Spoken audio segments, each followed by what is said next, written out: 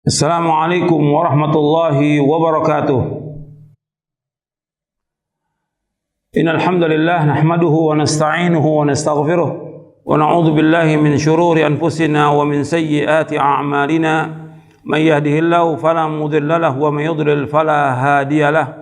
Asyhadu an la ilaha illallah wahdahu la syarika lahu wa asyhadu anna Muhammadan abduhu wa rasuluh. Allahumma salli wa sallim wa barik ala nabiyina Muhammadin wa ala alihi wa sahbihi ajma'in.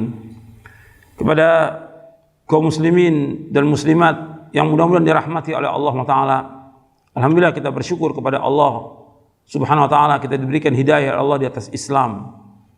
Ini nikmat wajib kita syukuri, dan kita wajib tahu tentang agama kita, yaitu agama Islam. Islam yang kita peluk ini mempunyai 3 rukun. Yang pertama Islam, yang kedua iman, yang ketiga ihsan. Artinya Islam itu mempunyai 3 tingkatan. Islam itu ada 3 tingkatan. Yang pertama Islam, yang kedua iman, yang ketiga ihsan. Yang harus dipahami tentang penyebutan Islam dan iman. Apabila kata Islam disebutkan bersamaan dengan kata iman, sering disebutkan Islam dan iman.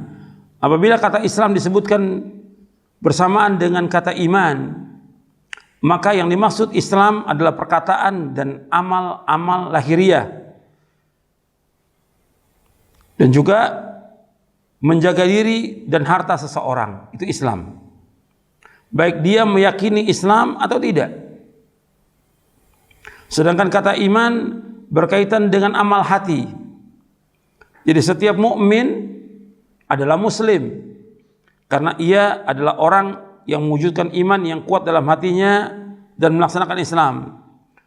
Tetapi tidak setiap muslim adalah mukmin, karena terkadang imannya masih lemah dan ia belum mewujudkannya dengan amal-amal anggota badan secara sempurna.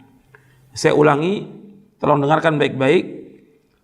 Kata Islam apabila disebutkan bersamaan dengan kata iman, maka yang dimaksud dengan Islam adalah perkataan dan amal-amal lahiriah yang dengannya terjaga diri dan harta seseorang, baik dia meyakini Islam atau tidak. Sedangkan kata iman berkaitan dengan amal hati. Jadi seorang mukmin adalah muslim karena ia adalah orang yang mewujudkan iman yang kuat dalam hatinya dan melaksanakan Islam. Tetapi tidak setiap muslim adalah mukmin, karena terkadang imannya masih lemah dan ia belum mewujudkannya dengan amal-amal anggota badan secara sempurna. Sebagaimana Allah berfirman dalam surah Al-Hujurat ayat 14. Allah berfirman, qalatil a'rabu amanna qul lam tu'minu walakin qulu aslamna walamma yadkhulul imanu fi qulubikum wa in tuti'ullaha wa rasulahu la yalitkum min a'malikum syai'a innallaha ghafurur rahim. Orang-orang Arab Badui berkata, kami telah beriman. Katakanlah kepada mereka, kamu belum beriman. Kamu belum beriman.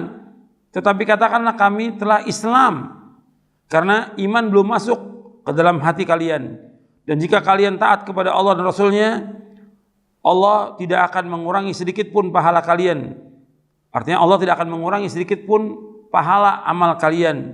Sungguh Allah itu Maha Pengampun lagi Maha Penyayang.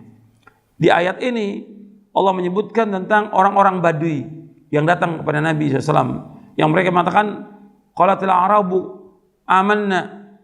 Orang-orang Badui mengatakan kami beriman. Kata Allah kepada Nabi Muhammad SAW, qul lam tu'minu. Katakan kalian beriman. Walakin qulu aslamna. Tapi katakanlah kami baru masuk Islam. Jadi Islam itu tingkatan yang pertama. Tingkatan yang lebih tinggi lagi yang kedua adalah iman. Tingkatan yang lebih tinggi lagi yang ketiga ihsan. Jadi Islam, iman, ihsan. Nah, tingkatan Islam ini seperti yang sudah kita ketahui mempunyai 5 rukun Islam ini. Sebagaimana pertanyaan malaikat Jibril alaihi salatu wassalam kepada Nabi Muhammad SAW tentang Islam, ketika ditanya kepada Nabi SAW oleh malaikat Jibril, apa itu Islam? Nabi menjawab sallallahu alaihi wasallam, al-Islamu an tasyhada an la ilaha illallah wa anna Muhammadar Rasulullah wa tuqimas shalah wa tu'tiyaz zakah wa tasuma Ramadan wa tahujjal bait in istata'ta ilaihi sabila.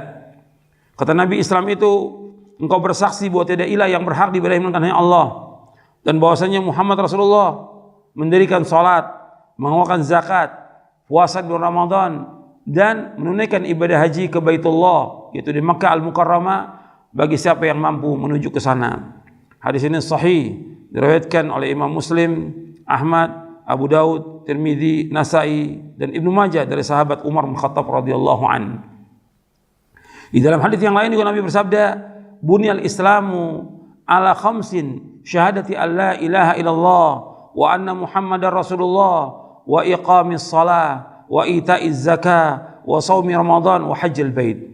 Islam dibangun di atas 5. Yang pertama, bersaksi bahwa tidak ilah yang berhak diibadahi melainkan hanya Allah, dan bahwasanya Muhammad adalah utusan Allah. Yang kedua, menegakkan salat. Yang ketiga, mengeluarkan zakat. Yang keempat, puasa Ramadan. Yang kelima, haji ke Baitullah. Hadis ini sahih diriwayatkan Imam Bukhari, Muslim, dan yang lainnya. Ini tingkatan Islam. Yang kedua, iman. Yang lebih tinggi lagi iman. Iman rukunnya ada 6. Sebagaimana pertanyaan malaikat Jibril kepada Nabi Muhammad SAW tentang masalah iman, Nabi menjawab tentang iman, antu'mina billahi wa malaikatihi wa kutubihi wa rusulihi wal yaumil akhir wa tu'mina bil qadari khairihi wa syarrihi. Iman itu engkau beriman kepada Allah, kepada malaikat-malaikatnya, kepada kitab-kitabnya, kepada rasul-rasulnya, kepada yaumul akhir, dan iman kepada qada dan qadar baik dan buruk. Jadi rukun iman ada 6. Dan iman ini cabangnya lebih dari 60 atau 70 cabang. Nabi bersabda SAW, al-imanu bid'un wa sab'una, al-imanu bid'un wa sab'una au bid'un wa sittuna syu'batan, fa afdaluha qawlu la ilaha illallah wa adnaha imatatul adha 'anit tariq wal haya'u syu'batun minal iman. Iman memiliki lebih dari 70 cabang atau lebih dari 60 cabang. Cabang yang paling tinggi adalah ucapan la ilaha illallah, dan yang paling rendah adalah menyingkirkan duri atau rintangan dari jalan, dan malu adalah salah satu cabang dari iman. Hadis ini sahih dari Bukhari dan Muslim. Kemudian yang ketiga, tingkatan ketiga, ihsan. Dia juga ditanya oleh malaikat Jibril kepada Nabi SAW tentang ihsan. Nabi menjawab, al-ihsanu an ta'budallah ka'annaka tarahu fa illam takun tarahu fa innahu yarak. Ihsan itu engkau beribadah kepada Allah seolah-olah engkau melihat Allah. Seandainya engkau tidak melihat Allah, maka Allah melihatmu. Hadis ini sahih diriwayatkan oleh Imam Bukhari dan Muslim.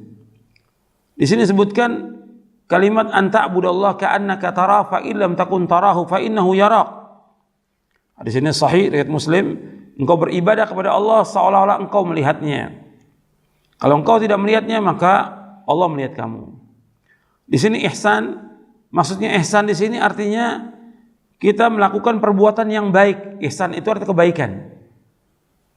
Tapi maksud dalam hadis ini, kita melaksanakan ibadah kepada Allah dengan sebaik-baiknya, dengan ikhlas karena Allah, dan ittiba, mengikuti contoh Nabi Muhammad SAW.